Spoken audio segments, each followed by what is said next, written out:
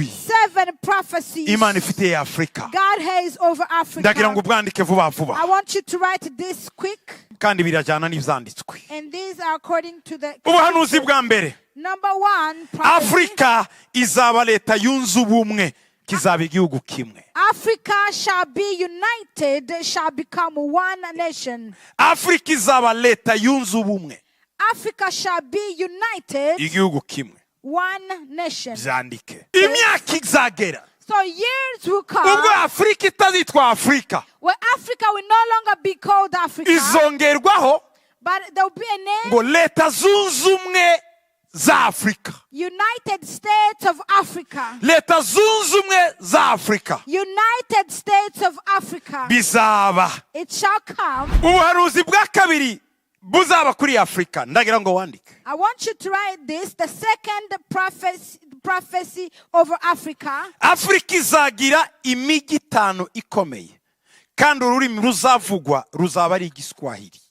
Africa shall have 5 major cities and 1 language, which is Swahili. Ururimi rw'igiswahili Swahili ruzamenyekana muri Afrika will hose. be known all over Africa. Tuzakoresha igifaransa n'icyongereza nk'indimi zisanzwe, ariko ururimi rw'abanyafrika icyo gihe ruzaba ari igiswahili. We will use English and French as we always do, but the main language will be Swahili. Bibiliya yavuze ngo uwo munsi The Bible says mu gihugu cya Egiputa on that day in the land of hazabamo Egypt, imidugudu 5.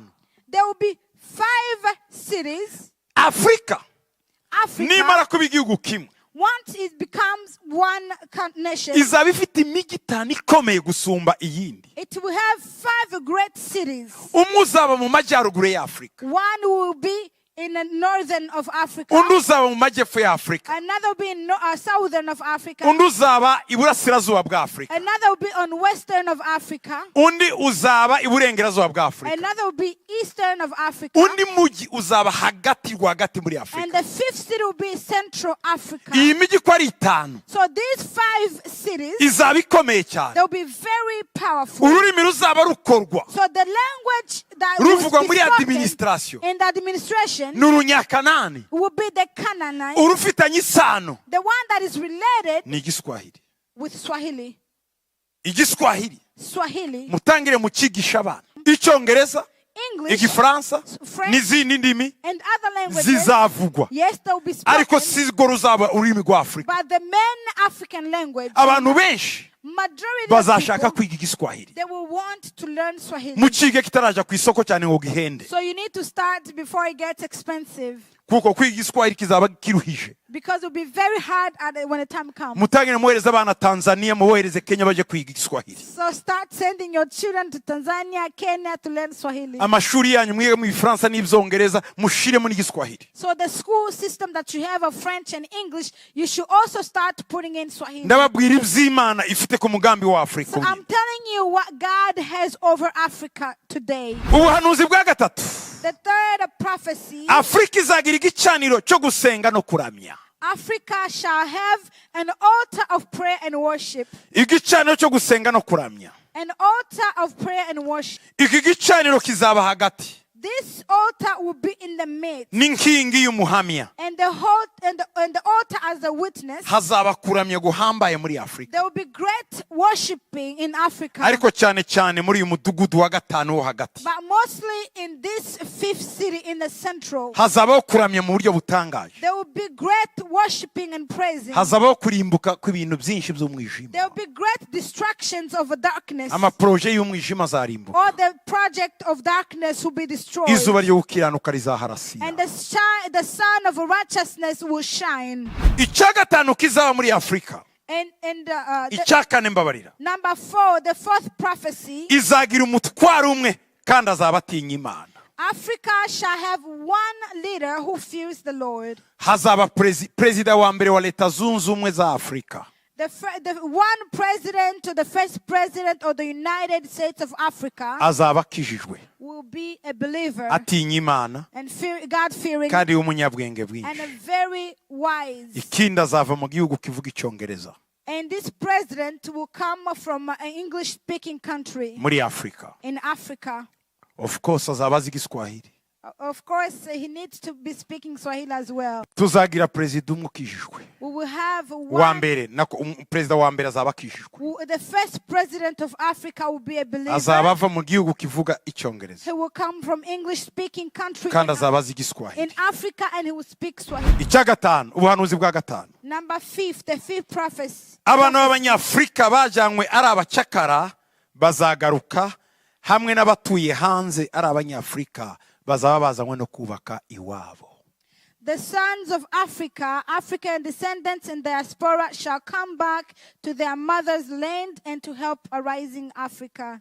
tugiye guhanurira abanyafurika aho bari hose batataniye kugira ngo batangire kwitegura bagaruka iwabo. We are going to prophesy over every African in diaspora to start getting ready to return back home. turategeka inguni enye z'isi We command every four corner of the world. turahanurira abakobwa n'abahungu ba Afurika aho banyanyagiye ku isi yose ngo nimuze. We prophesy the sons and daughters of Africa, wherever you are scattered around the world, come back. Afurika iragukeneye Africa needs you. ngwino. Come home. Hallelujah. ubuhanuzi bwa gatandatu Number 6, the 6th prophecy. buravuga ngo igihe kizagera ubwo kwitwa umunyafurika bizaba ari iby'agaciro kandi ibyo kwifuzwa kuko Imana izaba iri kumwe nabo.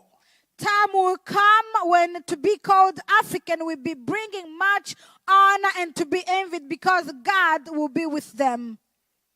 kwitwa umunyafurika bizaba iby'agaciro To be called African will bring much honor, ndetse abantu bazabyifuza. and people will envy it. ibanga ni iki? For the secret ni uko Imana izaba iri kumwe n'abanyafurika. is because God will be among Africans. Imana iravuze ngo God is igihe saying kizagera the time will ubwo come Afurika izatinya Imana byuzuye. when Africa will fear God. abanyafurika benshi All Africans n'abayobozi bayo and their leaders, bazatinya Imana. they will be God-fearing people. icyo gihe Imana izazamura Afurika At that time, God will raise Africa, abantu bifuze kuba abanyafurika and the people will wish to become Africans, kugira pasiporo ya Afurika. to have or to host African passport. uzaba busa n'ufite ikibuye cya diyama cy'amakara 10 mu kwaha kwawe. Owning African passport will be compared to having 10 diamonds in Carat. your carat of diamonds in your pockets.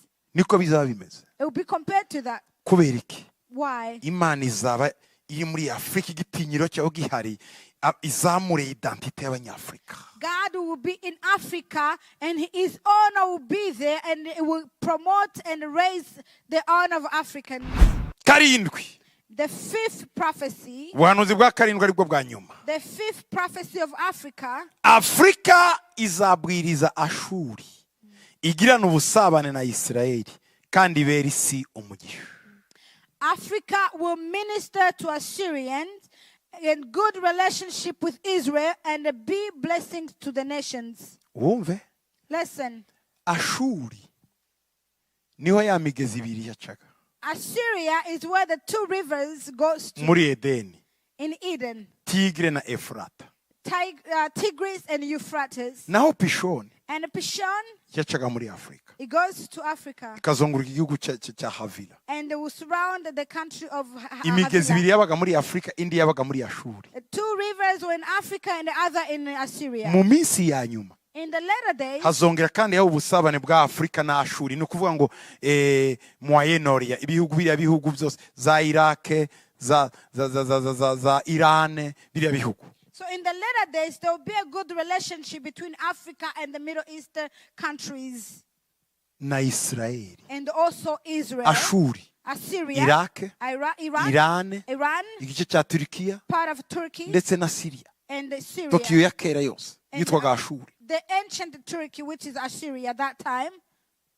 Wow, uzi ko bikomeye. It is very powerful. Muri Edeni In Eden, yavaga muri ibyo bice ikagera no muri Afurika, yavaga Afurika ikagera muri ibyo bice. it will go from Africa to those areas. None ngo Imana igiye gukoresha abanyafurika nibo bazavuga ubutumwa bwa nyuma babwiriza biriya bihugu byinshi birimo Islamu, ni abanyafurika bazabibwiriza. But and now God is using Africa to preach, and they are the one to carry the gospel to those Middle East countries, and most of them are occupied by Muslims. Afurika izabwiriza ibihugu by'Abarabu. Africa will preach to the Middle East, to the Arabic countries. izagirana ubusabane na Isirayeli It will have a relationship with Israel, kandi izabera isi umugisha. and it will be a blessing to the world. Ngo uwo munsi yazaba inzira ngari iva muri Egiputa ijya i Bwashuri.